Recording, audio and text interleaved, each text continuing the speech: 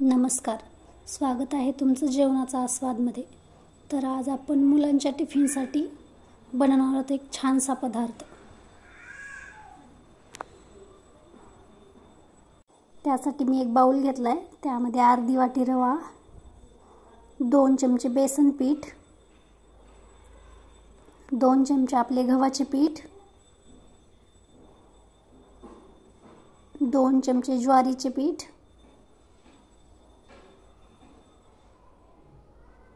आणि बीट असते ना, मी त्याला वाटून घेतला आहे। 1 बीट आहे आणि बारीक चिरलेला कांदा, बारीक चिरलेला टोमॅटो आणि चवीनुसार मीठ घालायचं आणि अर्धा चमचा जिरे पावडर, अर्धा चमचा लाल तिखट, आपल्या आवडीनुसार तिखट घालायचं आणि हे सगळं मिक्स करून घ्यायचं।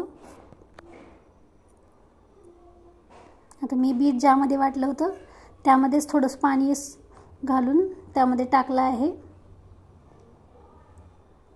पूर्ण चांगलं स्मूथ करून घ्यायचं पीठ। बघा, आता मी त्यावरती कोथिंबीर टाकली आहे आणि आपल्याला 10 मिनिटे, फक्त 10 मिनिटे आपल्याला हे झाकून ठेवायचं आहे। 10 मिनिटानंतर आपण हे करायला घेऊया।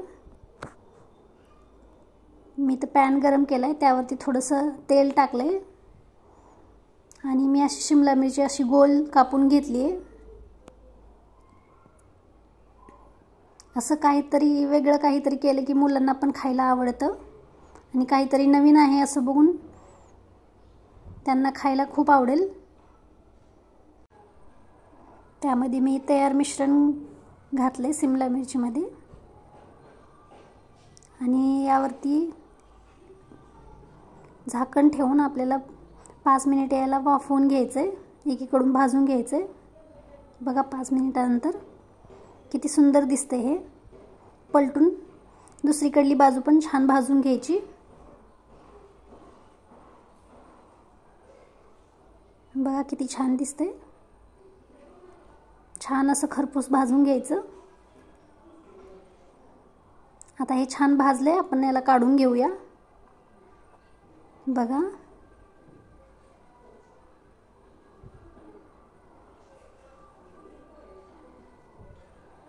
आणि ज्यांना शिमला मिरची नसेल आवडत तसं आपण हे साधे पण करू शकतो।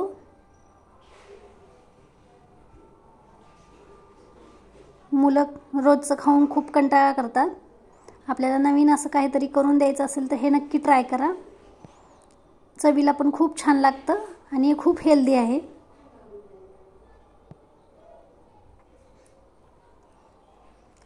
आपण हे मुलांच्या टिफिनसाठी पण देऊ शकतो।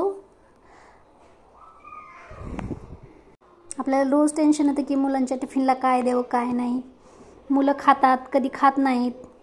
हे तुम्ही एकदा ट्राय करून बघा, मुलांना पण खूप आवडेल। खूप छान लागतं हे आणि खूप हेल्दी आहे।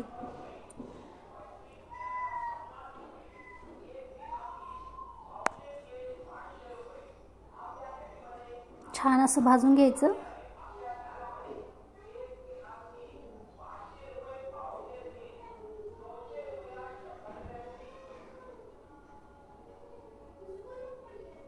आपण हे 1 वर्षावरील बाळासाठी पण बाळाला पण देऊ शकतो।